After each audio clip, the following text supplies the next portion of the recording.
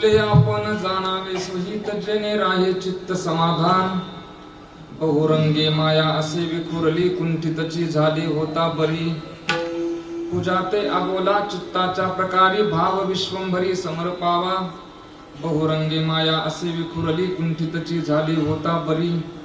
तुका म्हणे गेला फिटोनिया भेद किंवा तुका म्हणे गेला फिटोनिया भेव मग होतो देव मनाचाची.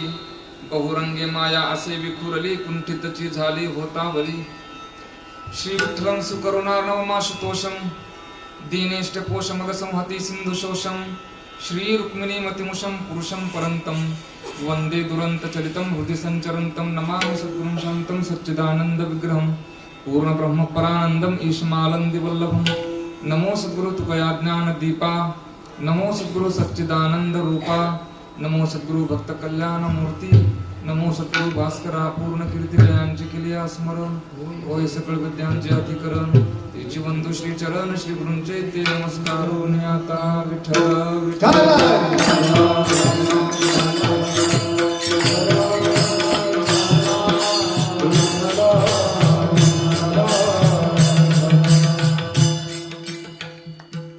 आपुले आपण जाणावे सुहित जनी राहे चित्त समाधान.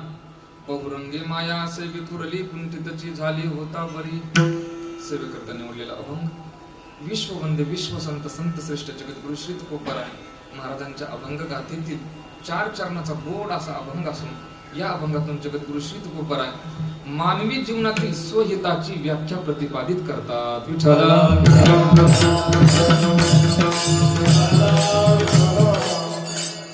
सुरुवात करण्यापूर्वी थोडासा परिहार द्यायचा तो म्हणजे असा. प्रतिवर्षाप्रमाणे संपन्न होत असणारा हा अखंड हरिनाम सप्ताह याही वर्षी मोठ्या उत्साहात आनंदात स्वच्छ शांत पवित्र अशा या वातावरणामध्ये संपन्न होतोय. सर्वच ग्रामस्थ मंडळी या संयोजक मंडळींना द्यावेत तेवढे धन्यवाद थोडेच आहेत. या कीर्तनाच्या साथीसाठी उपस्थित महाराज मंडळी ज्यांनी आता गोड अशी चाल गायली आणि अत्यंत एक संप्रदायातील एक खरं तर एक गावच चांगला आहे. जलालपूर गाव म्हणजे इथे 7वी कीर्तनाला लोकांची एक आवड आहे म्हणून याच गावातील एक आमचे सुखदेव महाराज ननवरे प्रत्येक वर्षी नियमाप्रमाणे जवळजवळ या ठिकाणी मी आता 5-6 कीर्तन झाली असते. नियमाप्रमाणे पहिला मला फोन करतात महाराज. पण नुसते महाराज नाही, महाराज तर फोन करतातच पण त्यांचे चिरंजीव सुद्धा गौरव. महाराजांनी मला सांगितलं माझ्यापेक्षा माझ्या चिरंजीवाची जास्त इच्छा आहे. हो म्हणून या ठिकाणी प्रत्येक वर्षी नियमाप्रमाणे येण्याचा योग येतोय आणि प्रत्येक वर्षी आपण वेगवेगळ्या अभंगावर चिंतन करण्याचा प्रयत्न करतोय. या कीर्तनाच्या मृदंगाच्या साथीसाठी आमचे जुने परममित्र आमचे अर्जुन महाराज गवारे किती गोड मृदंग वाजवलं त्यांनी आता आणि पूर्ण ताकदीनिशी वाजवला. महाराज या ठिकाणी हजर आहेत. त्याचबरोबर मला या आजच्या सेवेला आशीर्वाद देण्याकरता पूज्य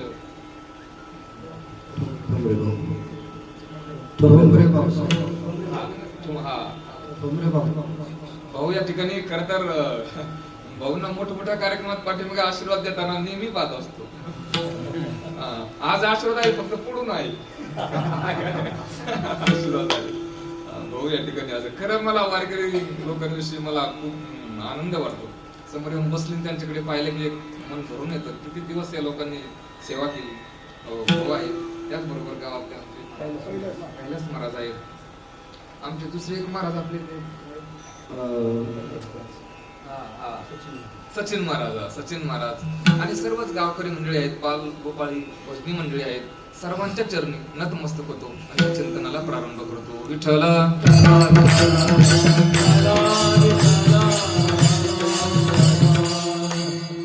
4 चरणाचा आहे. या अभंगातून जगद्गुरु श्री तुकोबाराय मानवी जीवनातील स्वहिताची व्याख्या प्रतिपादित करतात. आपण जर विचार केला मानवी जीवनाचा तर मानवी जन्माला आल्यानंतर आपल्यावरती काही जबाबदाऱ्या आहेत. काही भौतिक दृष्टीने आहेत आणि काही आध्यात्मिक दृष्टीने आहेत. मानवी जन्माला आल्यानंतर आपल्यावरती पहिली जबाबदारी आहे ती म्हणजे आपण कायम राष्ट्रहिताचा विचार करून जीवन जगावं. दुसरी जबाबदारी आहे सामाजिक हिताचा विचार करून जीवन जगावं. तिसरी जबाबदारी आहे पर्यावरण हिताचा विचार करून जीवन जगावं. चौथी जबाबदारी आहे कौटुंबिक हिताचा विचार करून जीवन जगावं भौतिक. आणि पाचवी अत्यंत महत्वाची जबाबदारी आहे आपण आपल्या स्वहिताचा विचार करून जीवन जगावं. विठ्ठल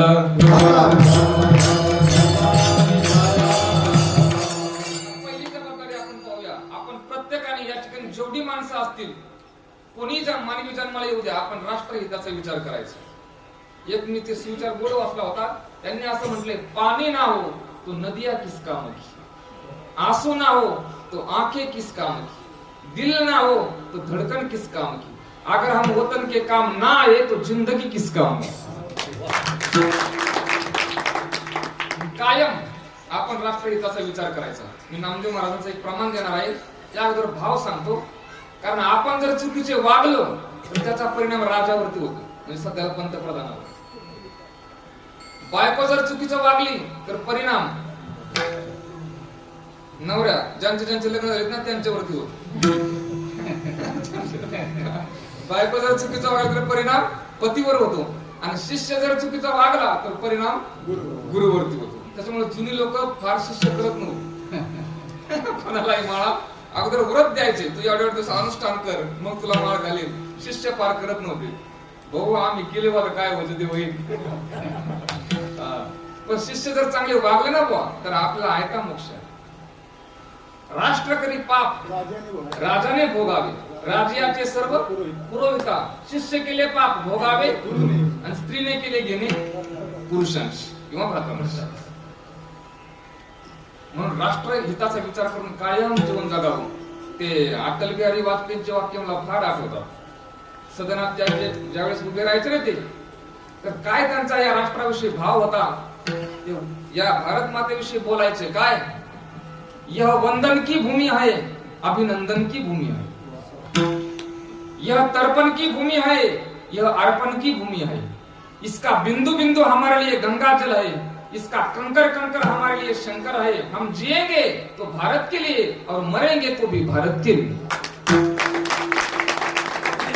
हम जिएंगे तो भारत के लिए और मरेंगे तो भी भारत के लिए. पुढे ऐका, और मरने के बाद भी गंगा जल में बहती हुई हमारी अस्थियों को यदि कोई कान लगाकर सुनेगा तो एक ही आवाज आएगा, भारत माता की जय. वाक्य कुणाचे आहेत? अटल बिहारी वाजपेयींचे. विठ्ठल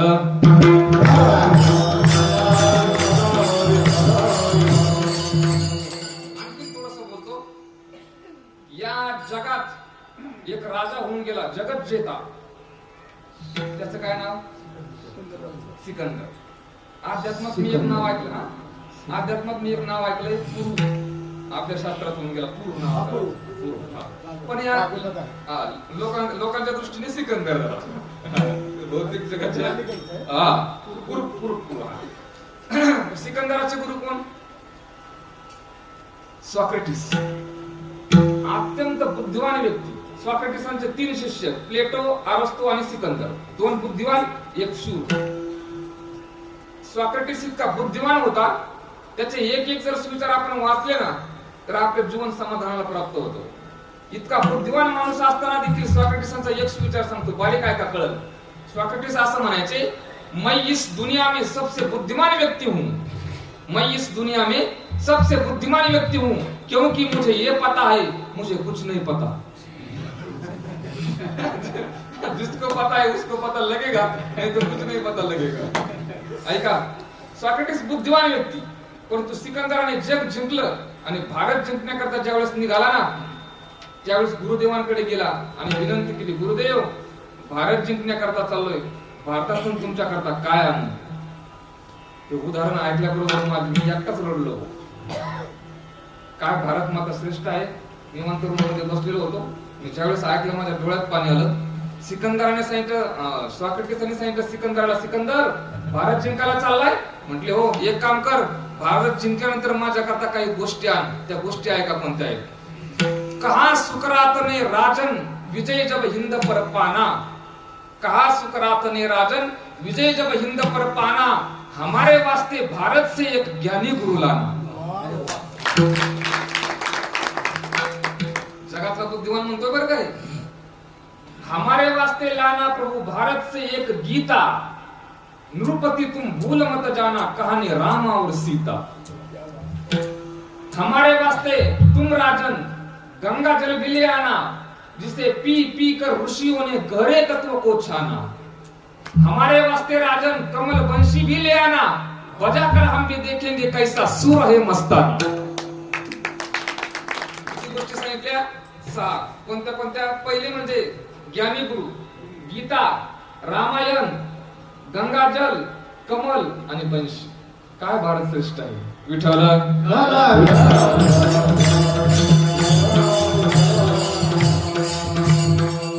भारत श्रेष्ठ आहे, अत्यंत श्रेष्ठ आहे। मला भडकावून नाही बोलायचं, फक्त भारत मातेचं वर्चस्व, भारत मातेचा इतिहास, श्रेष्ठत्व पटवून देण्याकरता मला मी जे अभ्यास ते सांगतो तुम्हाला। भारत किती श्रेष्ठ आहे हो। पाठीमागे आपल्याला खेटून एक देश आहे, त्या देशात अराजकता माजली, उद्रेक झाला आणि तिथल्या पंतप्रधानांना देश सोडून पळावं लागलं। कोणता देश? बांगलादेश। आणि त्या पंतप्रधानांना देश सोडून पळावं लागलं। काय त्यांचं नाव?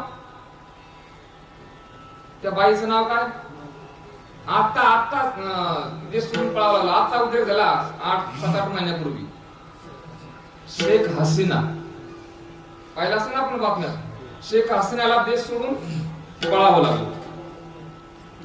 ऐका, जगात केवळ मुस्लिम राष्ट्र 56 आहेत,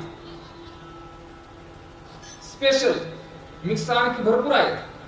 मला श्रेष्ठता सांगायचं म्हणून बोलतो, केवळ 56 मुस्लिम राष्ट्र आहेत, तरी सुद्धा ती शेख हसीना ज्यावेळेस तिच्यावरती पाळी आली ना पळून जायची, त्यावेळेस तिला वाटलं या जगात केवळ मुस्लिम राष्ट्र 56 जरी असले तरी जगात फक्त मी एकाच राष्ट्रात सुखी राहीन, त्या राष्ट्राचं नाव आहे हिंदुस्थान। आणि ती बाई कुठे येऊन राहिली? इथे येऊन राहिली। आता दुसरा ऐका, बौद्ध धर्मगुरू, तिबेट वरती चीनने आक्रमण केलं। बौद्ध धर्मीय काही देश आहेत special, Cambodia, Vietnam, Thailand, special बौद्ध धर्मीय आहेत। तिबेट वरती चीनने आक्रमण केलं आणि तिथल्या बौद्ध धर्मगुरूला तिबेट सोडावं लागलं। ते दुसरीकडे कुठे नाही गेले, हिमालय ओलांडला, हिमाचल प्रदेश मध्ये आले आणि धर्मशाला नावाच्या गावात राहून वास्तव्य केलं। त्यांचं नाव आहे दलाई लामा, बौद्ध धर्मगुरू। आणखीन थोडस बोलतो, पूर्वी एक राष्ट्र होतं त्याचं नाव होतं पर्शिया, आता त्याला इराण म्हणतात। पूर्वी काय नाव त्याचं? पर्शिया।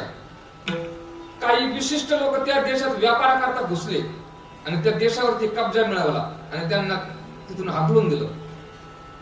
त्या देशातले काही लोक भारतात येऊन राहिले, 2 शहरात, एक डहाणू आणि दुसरी मुंबई, 2 शहरात येऊन राहिले आणि राहत असताना फक्त भारताच्या सोबत इमानदारीने राहिले। त्याचा परिणाम आहे रतन टाटा। महाराज तुम्ही आता सुद्धा ऐका, त्या महात्म्याने किती इस्टेट दान केली। रतन टाटा मूळ कोण? पारशी। आपल्याला कोरोनाच्या कालावधीत लस ज्यांनी पुरवली तो आदर पुनावाला कोण? पारशी। सिरम इन्स्टिट्यूट कोण? पारशी। मी उदाहरण का दिली आपल्याला? जगावरती ज्यावेळेस संकट येतं ना त्यावेळेस जगातली लोक फक्त एकाच राष्ट्राचा विचार करतात, तो म्हणजे भारत। इतकं श्रेष्ठ राष्ट्र आहे भारत। फक्त या देशातल्या लोकांना वाटायला पाहिजे का आपला भारत श्रेष्ठ आहे, आपल्याला वाटायला पाहिजे। आता पुन्हा बोलतो भाऊ, भारत जरी पूर्ण असला तरी या भारतात सुद्धा राज्य अनेक आहेत, परंतु आपल्या राज्याला महाराष्ट्र म्हटले। का म्हटलं बरं? एका साहित्यिकाने गोड वर्णन केलंय, त्यांनी असं सांगितलं याला महाराष्ट्र का म्हणतात? त्याचं गोड त्यांनी उत्तर दिलंय, विठ्ठल विठ्ठल।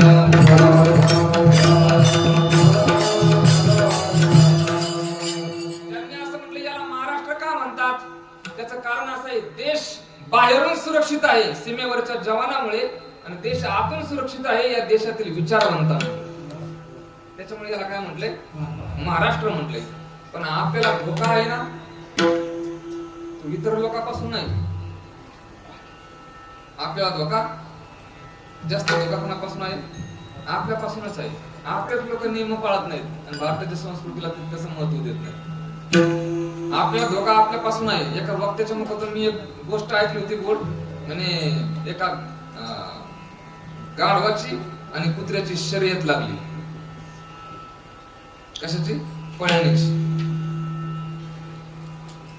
गाढवाने सांगितलं कुत्र्याला मला तुझ्यासोबत शर्यत लावायची. कुत्रा म्हणाला नको रे, मी तुला पळायला नाही ऐकणार. मी किती केलं तर कोण आहे आणि तू किती केलं तर कोण आहे? गाढव आहे. पण गाढव म्हटलं नाही नाही, मला शर्यत तुझ्यासोबत लावायचीच. आणि शर्यत काय होती? असे 7 डोंगर होते म्हणे. 8व्या डोंगरावरती राजसिंहासन ठेवलं होतं. ज्याच्यावरती जो अगोदर जाऊन बसल त्याला पूर्ण गावाची जागरी पूर्ण त्याच्याकडे. शर्यत सुरू झाली. पण कुत्र्याला आत्मविश्वास होता. तो म्हणला मी गाढवाला ऐकणार. पण त्याने सांगितलं एक काम कर गाढव दादा, तू 2-3 गाव पुढे पळत जा. मी पाठीमागून एकदा पळायला लागलो ना, तुला लगेच मागे टाकतो.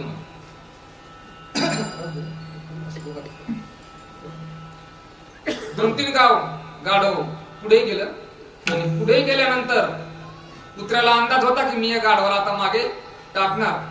कुत्र्याने जोरात पळायला सुरुवात केली. पहिल्याच गावात प्रॉब्लेम झाला. काय? त्याला त्याची भावकी आडवी आहे. तर भावकी कशाला म्हणतात माहिती?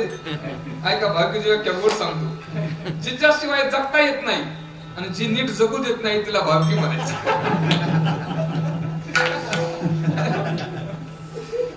भावकी गोड व्याख्या आहे. किती सोपी व्याख्या तुम्हाला ऐकायला नाही भेटायची. पहिल्याच गावात भावकी आडवी आली. पुत्र ताकदवान होतो. कुणी त्याचा कान धरला, कुणी पाय धरला, कुणी पोट धरलं. ताकदवान होतं पुत्र. त्याने सगळ्याचा प्रतिकार केला आणि पुढे निघाला. दुसऱ्या गावात गेलं, तोच प्रॉब्लेम. तिथेही त्याने प्रतिकार केला, पुढे निघाला. तिसऱ्या गावातही तोच. 4th, 5व, 6व, 7व्या गावात त्याने प्रतिकार केला. रक्त बंबाळ झालं पुढे. ज्यावेळेस राजसिंहासनाकडे निघाला ना, त्याच्या डोळ्यात पाणी आलेलं होतं. तो म्हटला आपल्याच लोकांनी किती जीव घेतला हो माझा. आणि राजसिंहासनात जवळ जाऊन त्याने पाहिलं तर गाढव तिथं जाऊन बसलेलं नाही, झोपलेलं होतं. बऱ्याच वेळ गेलं होतं ना.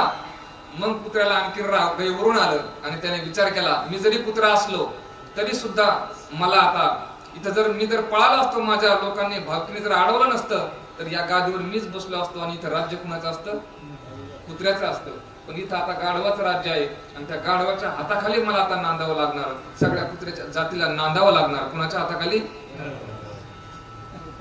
तुम्हाला असं वाटतं का मी कुत्र्याचं आणि गाढवाचं सांगतो?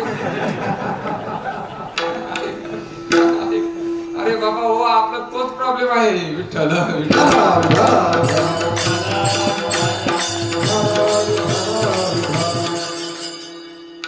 म्हणून आपल्यापासूनच आपल्याला जास्त धोका आहे. एका महात्म्याने भाव सांगितलेला सांगतो, गोड आहे पटला तर घ्या पण मला आवडला. आपला धर्म ध्वज कोणता आहे? कलर मान्य आहे सर्वांना? भगवा मान्य आहे. त्या महात्म्याने सांगितलेलं सांगतो, लोक काय करायला लागले आता? त्या भगव्या ध्वजावर छायाचित्र काढायला लागले. त्याचे व्यापकत्व कमी होत चालले. महापुरुष मोठेच आहेत. प्रत्येक महापुरुषाला आपल्या अंतःकरणात स्थान आहेच. परंतु भगवा ध्वज हा भगवाच असला पाहिजे, त्याला चित्र काढू नका. भगवा ध्वज हा आपल्या सर्वांचा आहे, हिंदूंचा तो भगवा ध्वज आहे. म्हणून कोणत्याही गोष्टी आपण संकुचित नाही केल्या पाहिजे. एका साहित्यिकाने गोड वर्णन केले. काही काही लोकांनी प्रांतवाद करून त्या भागाचं नुकसान केलं आणि काही काही लोकांनी जातीवाद करून त्या समाजाचं नुकसान. म्हणून मी याच्याकरता बोललो, आपल्या सर्वांच्या जीवनात पहिलं असलं पाहिजे ते राष्ट्रहित. विठ्ठल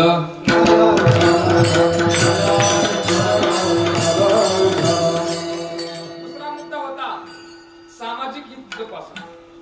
सामाजिक हित आपलं विश्वमाऊली ज्ञानोबरायांनी 700 वर्षापूर्वी काय केलं? सामाजिक हित जोपासलो. चोखोबारायांना मंदिरात प्रवेश नव्हता. माऊलीने त्यांना कुठं एकत्रित केलं? वाळवंटात. आता काय काय राजकीय लोक म्हणतात, मला हसू येतं. राजकीय लोकांचे नेहमी वाक्य असतात की हा महाराष्ट्र शाहू फुले आंबेडकरांचा आहे. आहेच, आम्ही मानतो. नाकारता येतो आहेच, शाहू फुले आंबेडकरांचा महाराष्ट्र आहे आम्ही मानतो. परंतु त्यांच्या अगोदर महाराष्ट्र आमच्या माऊलींचा आहे. माऊलींचा आहे. माऊलींनी 700 वर्षापूर्वी सर्व काय केलंय? एकत्रित केलंय. म्हणून सामाजिक हित आपण जोपासलं पाहिजे. तिसरा मुद्दा होता पर्यावरण हित. आता इथे पाय झाडं आहेत, नदी आहे, सर्व आहे ना, प्रसन्न वाटतं. समाज किती आहे, वातावरण कसं आहे, काय त्याचा काही परिणाम होत नाही. त्या जागेच पावित्र्य आहे. नदी आहे, निसर्ग आहे, झाडे आहेत. म्हणून आता दिल्लीत लोकांना ऑक्सिजन विकत सध्याला घ्यावं लागतं. आता आपल्याला ऑक्सिजन विकत पाहिजे होता असं मला किंमत कळते आहे की नाही. किती सुंदर वाटतंय. म्हणून पर्यावरण ही जोपासा. तुकोबा तर म्हणतात आम्ही समाधानी राहतो, त्याचे काही कारण आहेत ना. त्यातलं हे एक कारण आहे, वृक्षवल्ली आम्हा सोयरे वनचरे पक्षिणी सुस्वरे येणे सुखे रुचे एकांताचा वास नाही गुण दोष अंगा येती वृक्षवल्ली आम्हा सोयरे वनचरे वृक्षवल्ली आम्हा सोयरे वनचरे. किती गुड आहे. महाराष्ट्र म्हणतात ही झाडं नाहीत. आ रे बाई समुद्र नवे जळ, आ रे बाई वृक्ष नवे वड पिंपळ, आ रे बाई तुळशी रुद्राक्ष नवे माळ, श्रेष्ठ तनु देवाची या. झाडं नाहीत, हे साक्षात देव आहेत. माता मावल्यांनो, वर्षातून एक वेळा तुम्ही एका झाडाची पूजा करता. कोणत्या? वडाच्या. का बरं करता? प्रत्येक जन्मात आपलं हेच गिराईक भेटावं. माफ करा गिराईक म्हणलो, पण हेच आपल्याला भेटावं ही इच्छा आहे की नाही तुमची? अहो नाही, आता लोकांची रूढी म्हणून तुला फिरावं लागतं बाईला. नाही वैतागल्यात काही माता मावले. ऐका, एक गोड कविता आहे सांगतो. त्यांनी या वट पौर्णिमेचं वर्णन केले. म्हणजे एका बाईचा आणि वडाचा संवाद आहे. फक्त गोड ऐका, गोड ऐकलं तर कळलं. त्या कवितेचे शीर्षक असं आहे, वड म्हणाला बाई तुला दोन्ही हात जोडले. शीर्षक आहे. किती गोड आहे कविता, ऐका.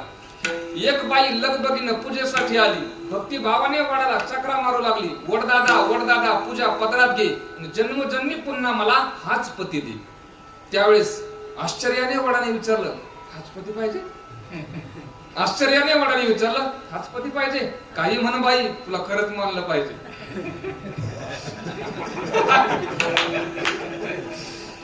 आता बाई म्हणाली, ऐका, वडदादा काय करणार? वडदादा खूप विचार केला, पण हाच नवरा राहू दे म्हणून आतून आवाज आला.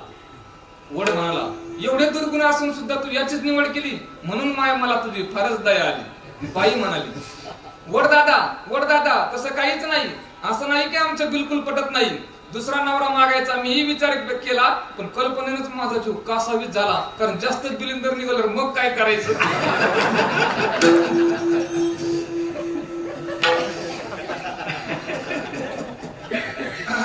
कारण जास्तच बिलिंदर निघालं, मग काय करायचं? म्हणून म्हटलं याच्यासाठीच वडाभोवती फिरायचं. तुम्हाला तर माहितीये वडदेवा, तुम्हाला तर माहितीये वडदेवा, मी ही काय कमी नाही. बिचाराच्या डोक्याला केस सुद्धा ठेवला नाही.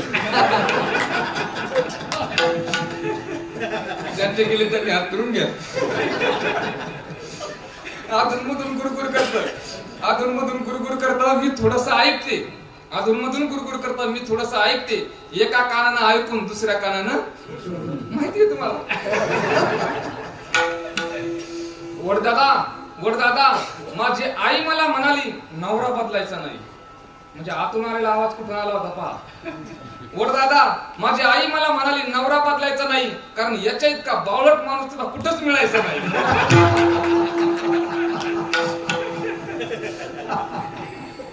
तुम्ही सांगा वडदादा, आईचं मन मोडू का आणि नशिबाने मिळालेला एवढा चांगला माणूस सोडू का? त्यावेळेस वयोवृद्ध झाडाने गडगडाटे हास्य केले आणि वड म्हणाला, बाई तुला दोन्ही हात जोडले. तात्पर्य किती गोड आहे पहा. मला तात्पर्य सांगायचंय. शेवटी वडाने सांगितलं, बाई हा संवाद जाऊ दे, ह्या गमती जाऊ दे, पण एक ऐक ना माझं. काय दादा? एक ऐक ना, न विसरता दरवर्षी पूजेसाठी येत जा आणि झाडांसाठी आयुष्यातला थोडा वेळ देत जा. याला म्हणायचं पर्यावरणाचं रक्षण. विठ्ठला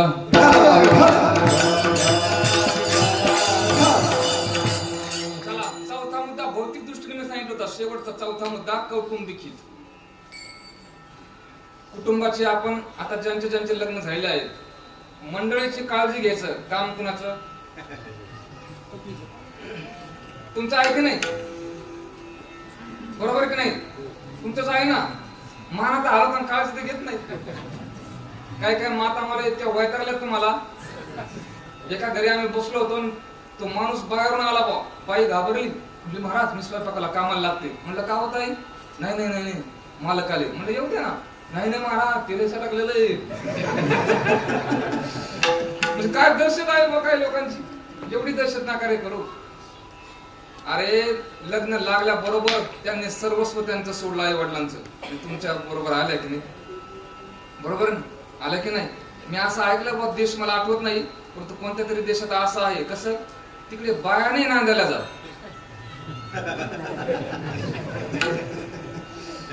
गडी नांदायला जातो, बाया नाही जात. महिला मंडळ जात नाही नांदायला. आपल्या देशाच्या पंतप्रधानांनी आतापर्यंत या त्यांच्या कालावधीत अनेक काम मस्त केली, मनाला भावली. आता मीडिया असल्यामुळे त्यांना एक विनंती इथूनच करू, काय जाता जाता एवढा कायदा बदलून जावं. कोणता? तो नांदायचा. मी का बोललो? तुकाराम महाराज शिव्या दिल्या या लोकांना, जे लोक कुटुंबाची काळजी घेत नाहीत ना. महाराजांनी त्यांना शिव्या दिल्या. ऐका शिव्या महाराजांच्या. काय काय लोक महाराज म्हणतात शायनिंग मारतात आणि घरी लेकर बाळा उपवासी मारतात. घरी रांडा पोरे मरती उपवासी आणि सांगे लोकांपाशी थोरपणा. लोकांनी जर ठरवलं तुझ्या घरी येऊन पाहायचं तर काय दाखवशील रे काल तोंडे? महाराजांनी दिलेली शिवी. हा नियमनिया घरात दाखविसी काय आणि काल तोंडा जाय चुकवून. काय शिव्या होत्या, वजनदार शिव्या होत्या. म्हणून आता सुद्धा या पश्चिम महाराष्ट्रात मुंबईच्या शिव्या म्हणजे निवळ 65. मराठवाड्यात तुम्ही शिव्या पाहा जाऊन. एका एका शिवीत माणूस तो गारच बो. तुम्ही जर आणखीन खाली खाली गेले ना, आता शिव्या संप्रदायात बी माणसं द्यायची.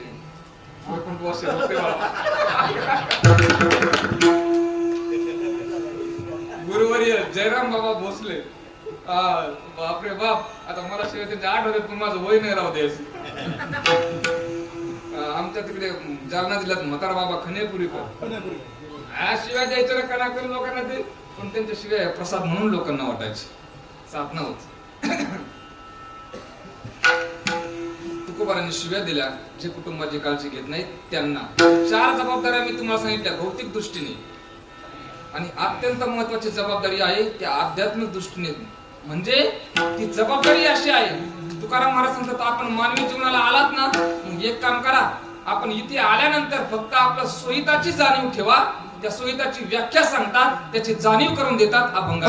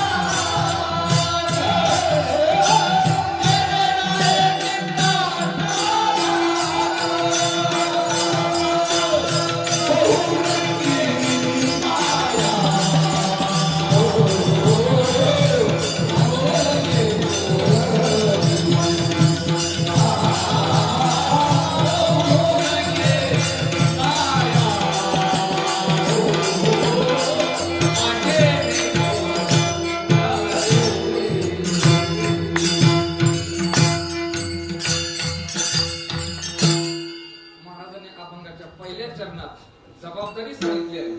काय करा तुम्ही मानवी जन्माला आल्यानंतर आपुले आपण जाणावे सोयीत. आता सोयीत कशाला म्हणतात? बहुता जन्मांती जन्मलासी नरा देव तो सोयरा करी आता बापा सोयीताचा स्वामी. सोयीत किंवा आई के रे जना तुझ्या पंढरीचा राणा मना माझी स्मरावा. किंवा सोयीत तेनेची केले रे बुद्धी किला देव अनहित तयाचे झाले रे आणि अहंभाव. दुसरी व्याख्या त्याची अशी आहे, तुमच्या चित्ताला जेणेकरून जिथं खरं समाधान लाभल त्याला म्हणायचं सोयीत. विठ्ठल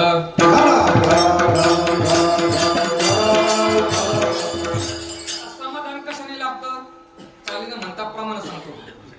ऐका किती होतात व्याख्या पहा. अनेक आहेत, मला जेवढे आठवलेले तेवढे सांगतो. परमात्म्याचं रूप पहा, समाधान लाभतं. देखून या तुझ्या रूपाचा आकार उभा कटी कर ठेवून या तेने माझ्या चित्ता झाले समाधान. पहिलं. दुसरं पाय चरण पा झाले समाधान तुमचे. तिसरं नामाने सदा नाम घोष करू हरी कथा तेने सदा चित्ता. चौथं भावाने भावाची आबळे आम्ही निर्भर दुबळे नाही अनेकांची सत्ता सदा समाधान चित्ता. चौथं एका चरणात दोन सांगितले. चंद्रभागे स्नान विदितो हरिकथा आणि समाधान चित्ता सर्व काळ. सहा झाले. सातवं तुका मने मना झाले समाधान देखिल्या चरण. हे सगळं ठीक आहे, परंतु मला थोडासा वेगळा विचार करायचा आहे. हे जरी सगळं असल याच्या पाठीमागे एक घटक नसल तर समाधान भेटणार नाही. तो घटक आहे विचारा वाचून आणि न पविजे समाधान. विठ्ठल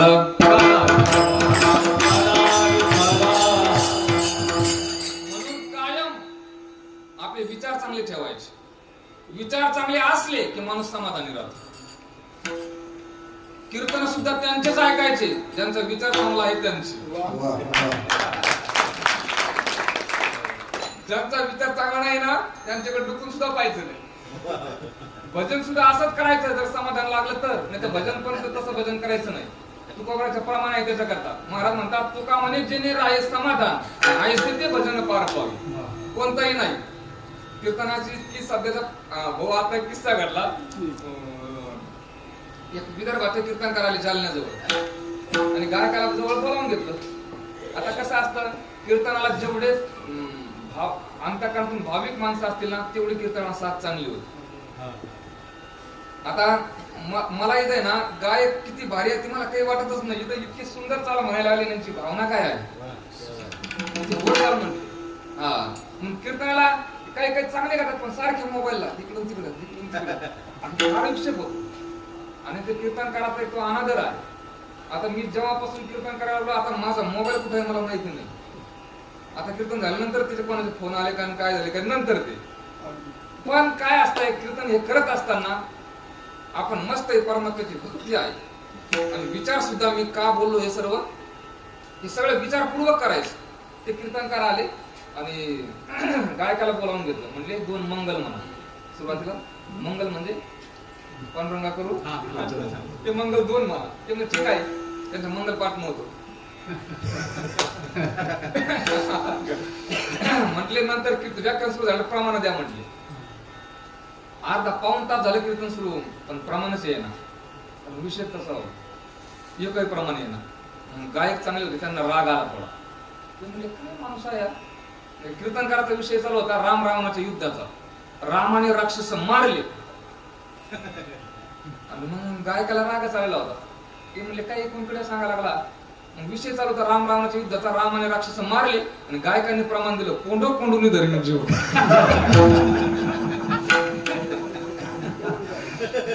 भाऊ त्याने संगती लावली. संगती कशी लावली ऐका गोड आहे. त्याने ते सुद्धा पाठ नव्हतं. त्याने संगती कशी लावली. तो म्हटला लोक रामाने राक्षस मारले ना ते असे तसे नाही असे कोंडू कोंडूच मारले.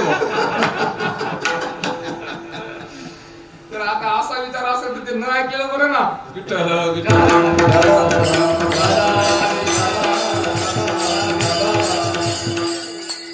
मी का बोललो हे सर्व. एक साहित्यिकाने गोड सांगितलंय आपले कपडे फाटले ना तर शिवता येतात. कपडे फाटले तर शिवता येतात परंतु विचार फाटले तर जीवनाच्या चिंध्या होतात. विचार आपले काय करायचे, चांगले ठेवायचे. आता 2-3 सुविचार सांगतो मी, गोड आहेत. एक महात्रया रा न पाठवलेलं पत्र पुस्तक आहे, इतकं छान पुस्तक आहे साहित्यिक. महात्रया रा, हा न पाठवलेलं पत्र त्याचं नाव आहे. त्याचे लेखक आहेत महात्रया रा. उच्च शिक्षित, एकदम पोहोचलेला आणि देव मानणारा माणूस आहे. शिकलेले असून देव मानणारे म्हणजे दुधात साखर आहे. तर त्या माणसाने त्या पुस्तकावरती एक वरती सुविचारलेला आहे, किती गोड आहे पहा. त्याने सांगितलंय, या जगात कोणी कितीही ताकद लावा, देवाला सोडून आपण काहीच करू शकत नाही. या जगात कोणी कितीही ताकद लावा, देवाला सोडून आपण काहीच करू शकत नाही. देवही आपल्याला सोडून काहीच करणार नाही. परंतु देव आणि आपण जर एकत्रित आलो ना, तर या जगात अशक्य नावाची गोष्टच नाही. आता इथं देव म्हटले त्यांनी विचारला म्हणतो. काय काय तू पूर्वाच्या शब्दात गाते शब्द आहेत ना, तुका म्हणे पहा शब्दाचे हा देव, शब्दाला कुठे देव म्हटलंय, या ठिकाणी विचारला म्हटलंय. माऊलींचं वर्णन करत असताना माऊलींच्या चरित्रात एक बावकर नावाचे एक साहित्यिक आहेत, बावकर. त्यांनी माऊलींच्या संदर्भात एक ओवी लिहिली, किती गोड आहे पहा. या जगात जे ज्ञानी माणसं आहेत ना, ते साक्षात देव आहेत.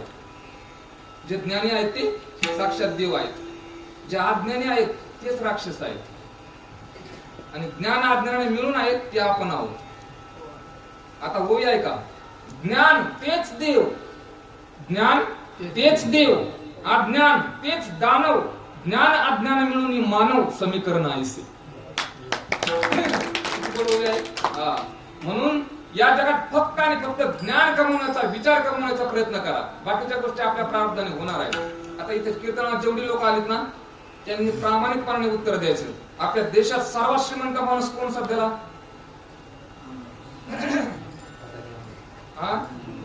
अंबानी. ठीक आहे, प्रामाणिकपणे उत्तर द्या. आता इथे जेवढी लोक आहेत ना, कुणाच्या तरी खिशात अंबानीचा फोटो आहे का?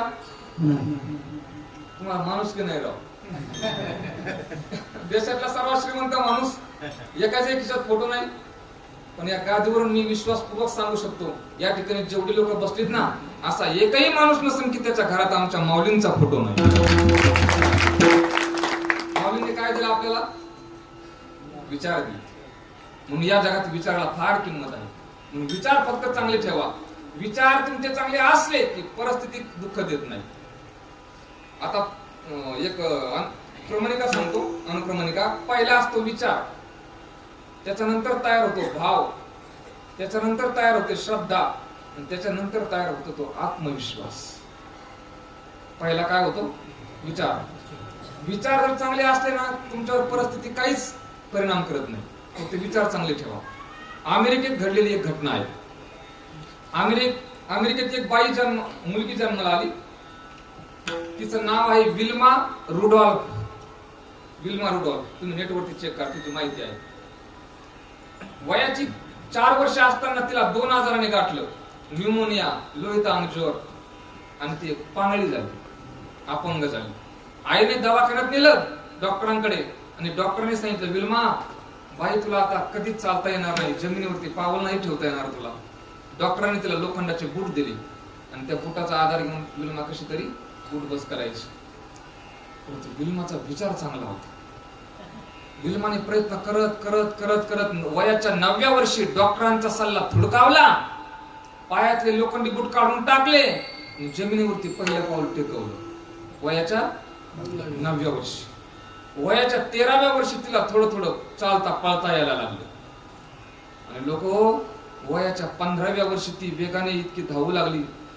जगातल्या सर्वात वेगवान स्पर्धा जिथं होतात ना, त्या स्पर्धेत तिनं भाग घेतला. आणि तिला स्पर्धक आली जुटा हेन. फार जुनं नाहीये, आत्ताच आहे. जुटा हेन अशी स्पर्धक होती. आतापर्यंत तिचा कधीच पराभूत झालेला नव्हता. आणि तिच्यासोबत विल्माची स्पर्धा लागली. पहिली स्पर्धा होती 100 मीटरची, विल्माने ती जिंकली. दुसरी स्पर्धा होती 200 मीटरची, विल्माने तीही जिंकली. तिसरी स्पर्धा होती 400 मीटरची. दोघी पळायला लागल्या आणि विल्माचं बॅटन खाली पडलं. विल्मा घेण्याकरता खाली वाकली आणि वाकल्याबरोबर जुटाने वेग घेतलेला होता, पुढे पळायला लागली. परंतु विल्माचा विचार पॉवरफुल होता. विल्माने ते बॅटन उचललं आणि इतकी यंत्रवत धावली आणि 1960च्या दशकात जगातील सर्वात वेगवान धावपटू म्हणून तिची निवड झाली. हे का फार जुनं आहे का? म्हणून परिस्थिती आपल्यावर परिणाम नाही करत, फक्त आपले विचार चांगले ठेवा. विठ्ठल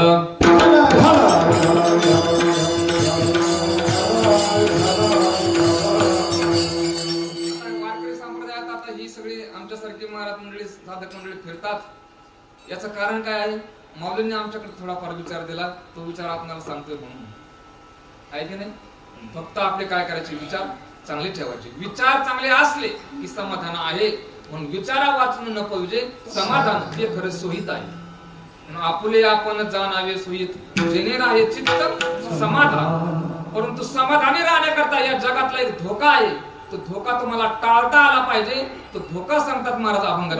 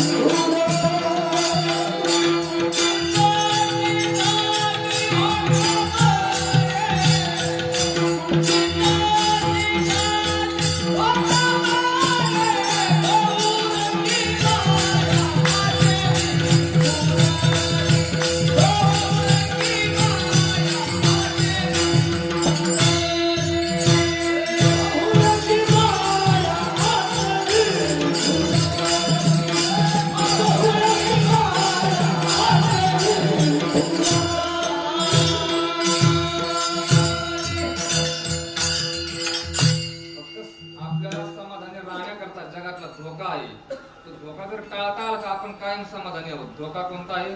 मायेचा. धोकादायक कोण आहे? माया कोणापासून उत्पन्न झाली? देवापासून. दैवी हेशा गुणमयी मनमयी, दैवी हेशा गुणमयी मम माया दुरत्य, परमात्म्यापासून. मायेचे प्रकार किती? 8. भूमिरापो नलो वायू खम्मनो बुद्धिरेवच अहंकार इति मे भिन्ना प्रकृतिष्ठदा. माऊलीने एकाच ओळीत सगळे प्रकार गुंडाळले. एकाच ओळीत. आप तेज गगन मही मारुत मन बुद्धी अहंकार हे भिन्न 8 एकाच ओळीत गुंडाळले. मायेचा स्वभाव कसा आहे? येरती माईके दुःखाची जगती. त्याच्यामुळे जे लोक जास्त माईच्या नादी लागले ते सुद्धा दुःखीचे. त्याच्या जास्त नादी नाही लागत. आपलं अभ्यास जे केलं ते बोलत राहायचं. येरती माईके हे प्रमाणे त्याला जास्त पडत. मायेचा प्रभाव कसा आहे? माया झांड सुनो देई आच्छा भांड बोलीस. ब्रह्मदेव ने वेद पढ़ाया माया मिठी लगी. सरस्वती के गले पड़ा उसकी करत बगी. महादेव बड़ा देव सब देवन का बाबा बिल्ली ने के पीछे पड़ा करता तोबा तोबा. माया अवघड आहे. मायेचा हा प्रभाव आहे. एक ते तंबूरवाले बाबा आहेत ना, तुम्ही गाडीत ऐकत असतो भजन, गोड म्हणतात. ऐक मानवा ए मानवा ए मानवा ए मानवा. ऐक मानवा होईल पस्तावा या नर जन्माचा. एक दिवस येईल तुझ्यावर एकटा जाण्याचा. एक दिवस येईल तुझ्यावर एकटा जाण्याचा. एक दिवस येईल तुझ्यावर एकटा जाण्याचा. आई बाप काका चुलते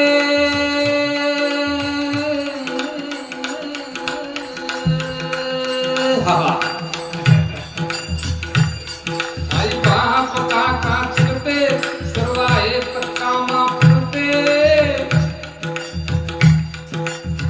बहीण भाव मुलं बाळ हे विश्वमित्र सगळे सोय रे. अंतर काळी जीव तळमळी.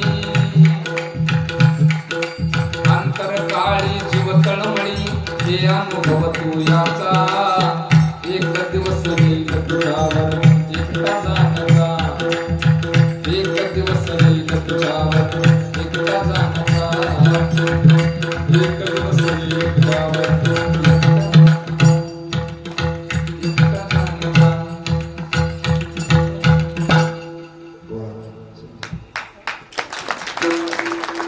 धन दौलत हवेली माडी जमीन जुमला शेती बाडी, मेल्यावरती तुझ्या बरोबर येणारी फुटकी कवडी, तुझ्या बरोबर दोनच येतील जोडा पाप पुण्याचा, एक दिवस येईल तुझ्यावर एकटा जाण्याचा. आम्ही हे म्हणलं ना, काय काय लोक आम्हाला जाग्यावर रिप्ले देतात. रिप्ले कोणता? महाराज संगत सोबत काहीच नाही, मग कीर्तन काही लागत नाही का? जाग्यावर तरी मी त्यांना सांगत असतो, बाबा रे कीर्तन काहीच लागत नाही, पण भाड्याला लागतो ना.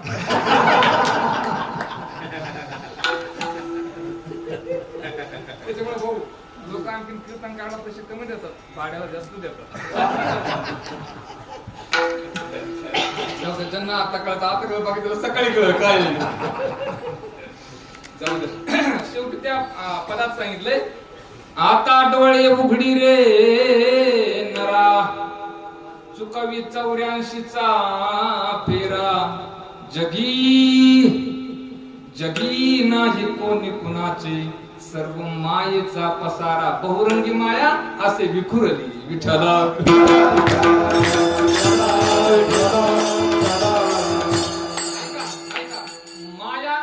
माया म्हणजे छाया. माया म्हणजे काय? छाया. आणि छाया म्हणजे वारे पठ्ठे. माया म्हणजे छाया आणि छाया म्हणजे अरे छाया म्हणजे माया नाही बाबा हो, माया म्हणजे छाया, पण छाया म्हणजे सावली. छाया म्हणजे काय? सावली. सावली कशाने जाते? बोला. आबा कुठे गेली कडे? मग आबा भेटले होते. आबा म्हटले तुम्ही वर्षाला एकदाच भेटतात, आम्हाला एकदा तरी भेटतो ना. दरवर्षी कोण होते तर भेट, काही एकदा भेट, पुन्हा भेटतच नाही. सावली कशाने जाते? आपली सावली घालायची ठरलं तर कशाने जाईल? सांगा नाही होता काही पर्याय, कशाने जाऊ शकते सावली?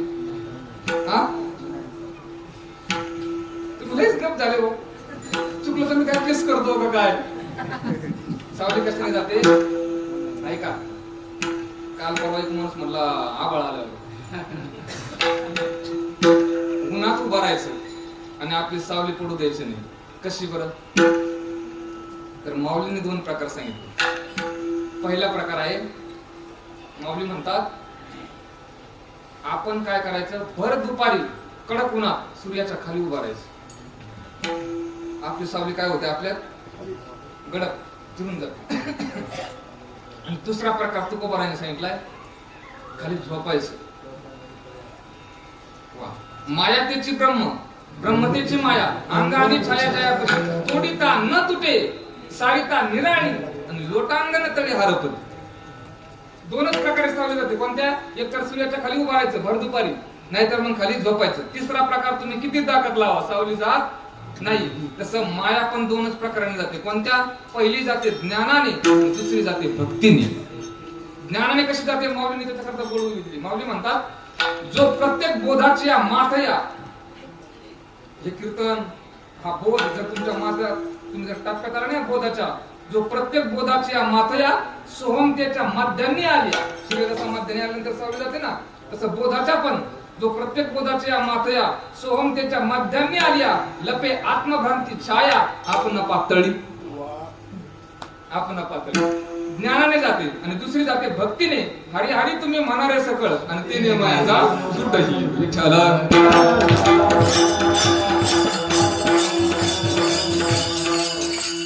ज्ञानदेव म्हणता माया गेली समूळ,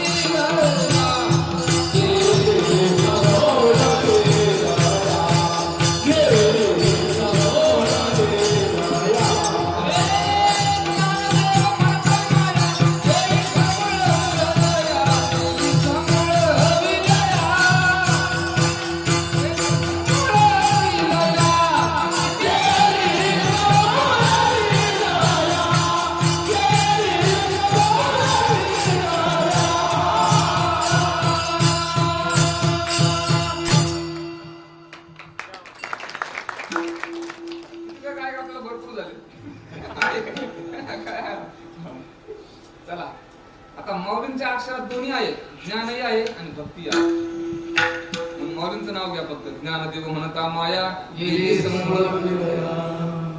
तुका म्हणे माया आणि होय जास्ती लागे. महाराजांना विचारलं, महाराज आमची माया गेली पण जीवन उरलं ना. युक्ती तर झाल्या कुंठी तर सगळा पण उरली हे काळा जीवनाची. उरलेल्या जीवनात आम्ही काय करावं महाराज? महाराज म्हणतात पूजा ते आबोला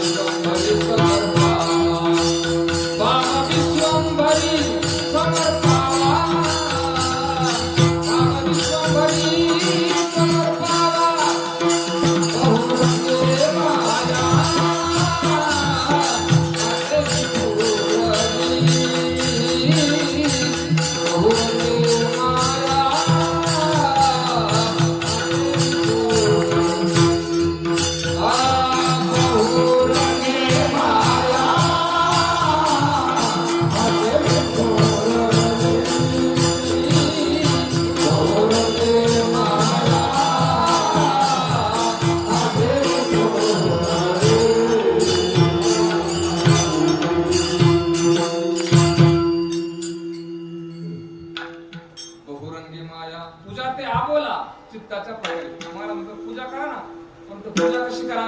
पूजा ते आबोला, जास्त बोलू नका. काय काय लोक लय बोलायचं ना, काही बोलत राहतात. त्याच्यामुळे आमचे बरेचसे महाराज लोक गाडीतच बसतात, त्या गावी जात नाही. कीर्तन सुद्धा गाडीत फेटा बांधायचा मग जायचं. आधी नाही जात. एका गावाला गेलो मी वैजापूरला. आता एक म्हातारा माणूस माझ जवळ बसला. म्हणलं महाराज कुठून आले? म्हणलं आळंदी. बर बर महाराज आम्ही 7 जण भाऊ. म्हणलं बरं असू द्या काय अडचण नाही. तो म्हणलं तसं नाही, आम्हाला 7 जणांना 5-6 पोरं आहेत. नंतर काय म्हणतो महाराज तुमचं कसं काय हो? बरं काय चर्चा केली, काय केली पाहिजे? बरं बोललं नाही पाहिजे. माधव महाराज मगर सांगायचे, माणूस देवाच्या जवळ गेला कशावरून समजायचं? 3 निकष ते सांगायचे. कोणते? जो माणूस देवाच्या जवळ गेला ना, त्याची पहिला निकष त्याची झोप कमी होते. दुसरा निकष त्याचं जेवण कमी होतं. आणि तिसरा निकष त्याचं बोलणं कमी होतं. समजायचं हा माणूस देवाच्या जवळ गेला. पण ते पुढे बोलायचे हे 3 निकष चांगल्या तंदुरुस्त माणसाला लावायचे, आजाराला नाही. दवाखान्यात पडलेले लोक असतात ना, शेवटच्या टप्प्यात त्यांना झोपही येत नाही, त्यांना जेवणही जात नाही, त्यांना बोलता येत नाही. मग बाकीचे लोक म्हणतात महाराज देवाच्या जवळ चालले, देवाच्या जवळच चालले पण थोडे वेगळ्या मार्गाने चालले. पण थोडे वेगळ्या मार्गाने तंदुरुस्त माणूस असावा. काय माणसं इतके झोपतात ना महाराज, समजायचं हे देवापासून फार लांब आहे. मारुती बाबा सांगत असतात गुरुवर्य, त्यांच्या काळात एक विद्यार्थी इतका झोपाळू होता. तो विद्यार्थी सोमवारी झोपला बुधवारीच उठला. मंगळवारी गेले त्याला कळवले. काय झोपाळू माणसं असतात. आणि खाण्याच्या बाबतीत तर बास काय लोकांचा विचारच न करणे. बरोबर किती लोक काय खातात हो. आपली सुद्धा काय वार किती अतिरेक करतात. काही जेवणाचं काही ताळमेळ आहे की नाही. आमचे महाराज म्हणत असतात कळालं तर बारीक आहे का, देवाने आपल्याला दिलेले पोट, काय दिले? पोट दिलेलं आहे, त्याच्या ढेऱ्या आपण बनवले. नाही कळालं? देवाने त्यामध्ये काय दिलेलं आहे आपल्याला? पोट दिलं ना, त्याच्या ढेऱ्या कोणी बनवल्या? म्हणजे काय ताकद आहे आपली. बाकी जरी नाही काही कमत आलं पण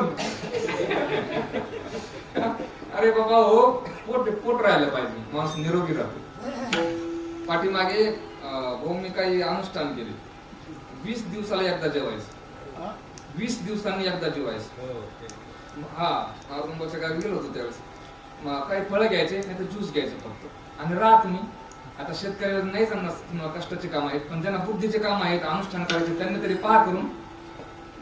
म्हणजे एकदा सवय लागली ना माणसाला, आणि इतकं अनुष्ठान करू शकतो माणूस, लघवी येत नाही, बाथरूमला जायची गरज पडत नाही, तोंडाची दुर्गंधी येत नाही, माणूस असा क्लीन होऊन जातो.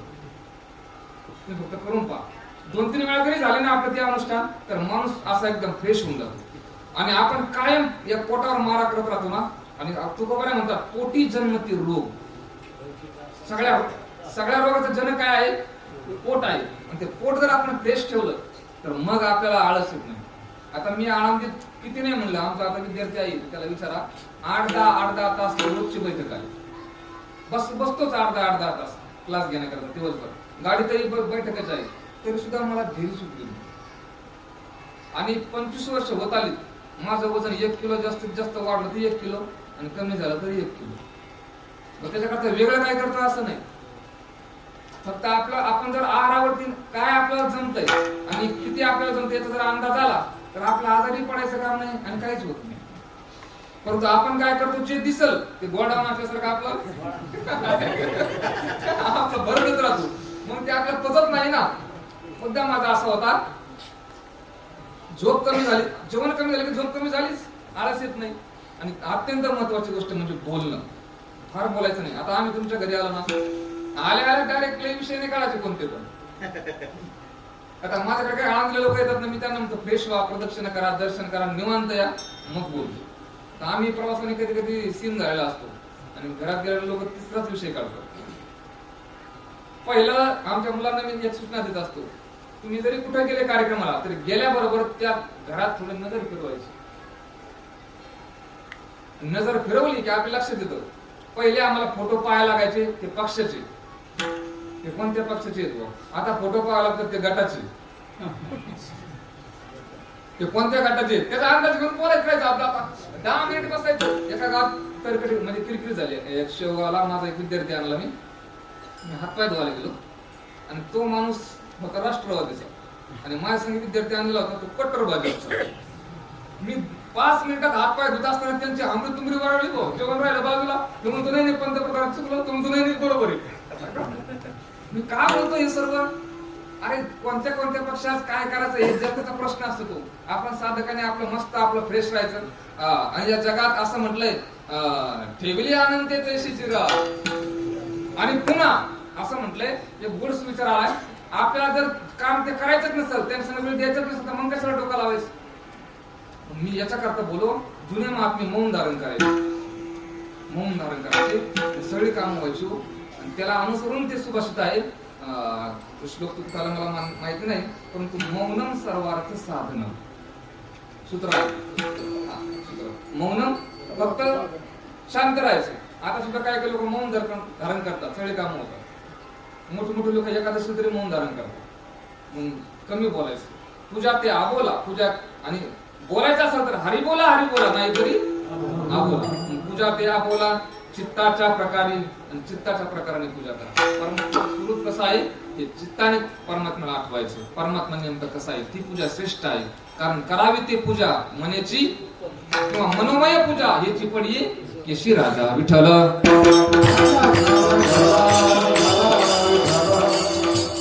सगळ्या क्षेत्रात 9 तास झाले का? 10 मिनिटं चाललं ना? बर चल.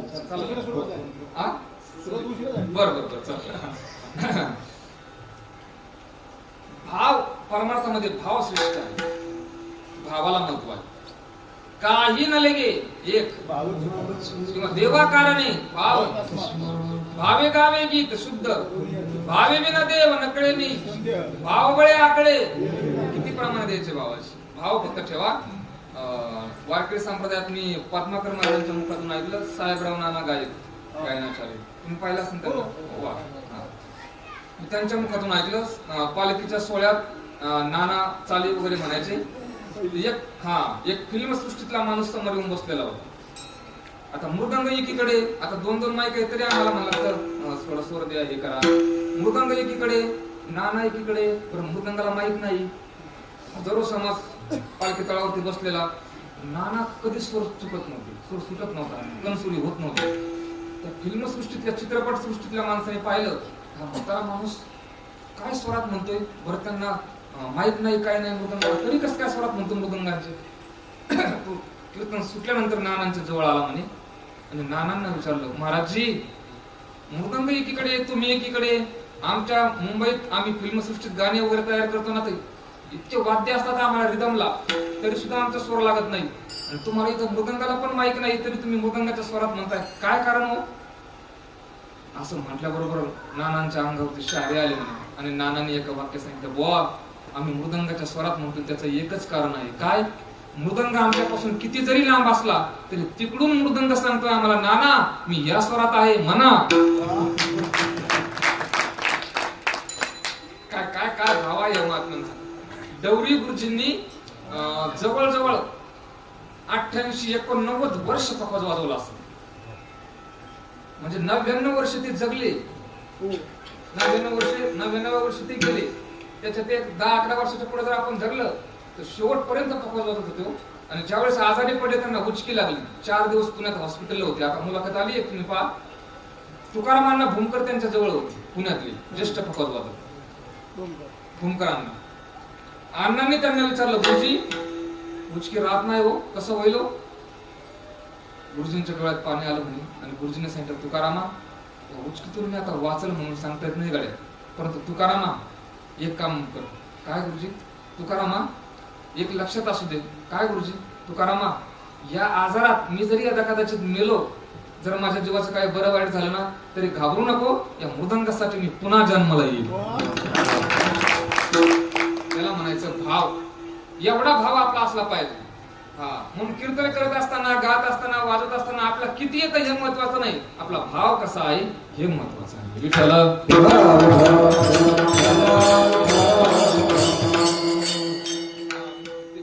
आसाराम महाराज पुढे आहेत ना, त्यांच्या मुखातून मी ऐकलं होतं, भाव धरून या वाचित ज्ञानेश्वरी याच्याबद्दल त्यांनी सांगितलं होतं. म्हणे मुंबईला एक बाई राहत होती, यादवबाई. ती आळंदीला काही रिटायर झाल्यानंतर ती आळंदीत राहायला आली. तिचा मालक आणि ते पोलीस होते, तिला वाचन करता येत नव्हतं. ती महाराजांकडे गेले आणि म्हटले, महाराजजी मला वाचन करायचं शिकवा ना. महाराज म्हटले, बाई मी बँकेत कामाला आहे, मला वेळ नाही. मग महाराज मला वाचन करता कसं येईल? महाराजांनी सांगितलं, बाई एक काम करा, मी एक प्रमाण वाचलंय ना, तुम्ही फक्त काय करा, आजन वृक्षाखाली जा